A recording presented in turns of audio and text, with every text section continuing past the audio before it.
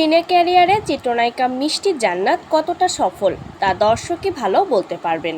তবে তিনি লাইমলাইটে থাকুক আর না থাকুক, ভক্ত অনুরাগীর অভাব নেই তার। নিয়মিত শোবিজের বিভিন্ন ইভেন্টে যোগ দেওয়ার পাশাপাশি তাকে বিভিন্ন ব্র্যান্ডের শুভেচ্ছা দূত হিসেবেও দেখা যায়। পেশায় তিনি একজন দন্ত চিকিৎসক, পাশাপাশি দুবাইতে রয়েছে তার নিজস্ব ব্যবসা। সব মিলিয়ে আলোচিত এই তারকাকে নিয়ে ভক্তদের কৌতূহলের শেষ নেই। ঢাকায় চলচ্চিত্রে কাজের সূত্রে বিভিন্ন সময় বিভিন্ন জনের সঙ্গে নাম জড়িয়েছে মিষ্টি জান্নাতের। তাদেরই একজন মেগাস্টার শাকিব খান। এমনকি শাকিব খানের তৃতীয় স্ত্রী হতে যাচ্ছেন মিষ্টি, এমন গুঞ্জনও চাউর হয়েছিল চলচ্চিত্র পাড়ায়। এরপর থেকেই শাকিবকে নিয়ে বেশ আলোচনায় আসেন মিষ্টি এবং প্রায়ই মেগাস্টারকে নিয়ে সামাজিক মাধ্যমে কৌতূহল জাগানিয়া পোস্ট দিতে দেখা যায় এই নায়িকাকে।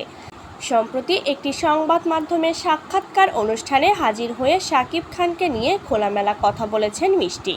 শাকিব প্রসঙ্গে তিনি বলেন, শাকিব খানকে নিয়ে ভাইরাল হওয়ার বা তার নাম ভাঙিয়ে চলার কোনো ইচ্ছাই আমার নেই। আমি কারো পা ধরে নায়িকা হইনি।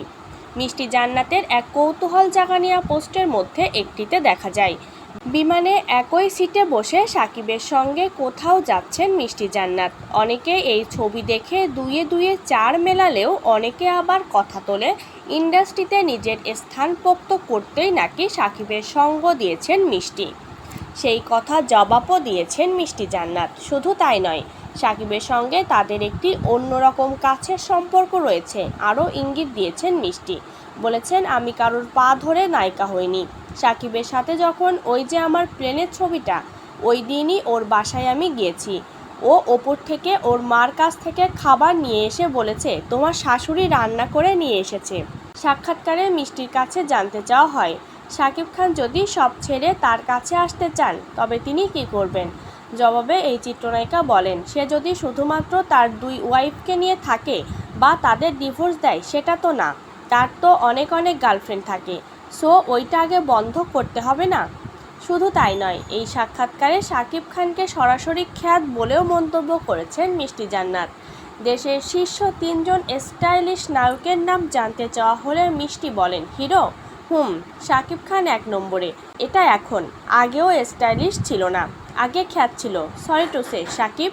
নিজের বক্তব্যর ব্যাখ্যা দিয়ে এই নায়িকা আরও বলেন, শাকিবকে সবাই এটাই বলতো, আমি যখন ছোটবেলায় ফার্স্ট ওকে এফডিসিতে দেখতে যাই ও লিপস্টিক লাগাই বসে থাকতো।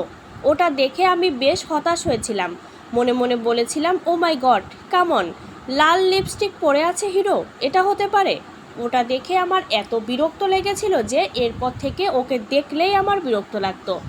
তবে ও যখন শিকারি সিনেমায় অভিনয় করলো তখন ওকে দেখে ঠিকঠাক লেগেছে। তবে শাকিব খানের এই ভোলবদল ও বড় পরিবর্তনকে সাধুবাদ জানিয়েছেন মিষ্টি জান্নাত। তার ভাষায়, মানুষের চেঞ্জ হওয়া উচিত না। তুমি যেরকম আছো তুমি সেরকম কেন থাকবা? আর যে সুপারস্টার বা অনস্ক্রিনে কাজ করছে তার তো নিজেকেও দেখা উচিত যে কি করলে তাকে ভালো লাগবে বা পরিবর্তন আসবে। সো এটা অবশ্যই প্রশংসনীয়।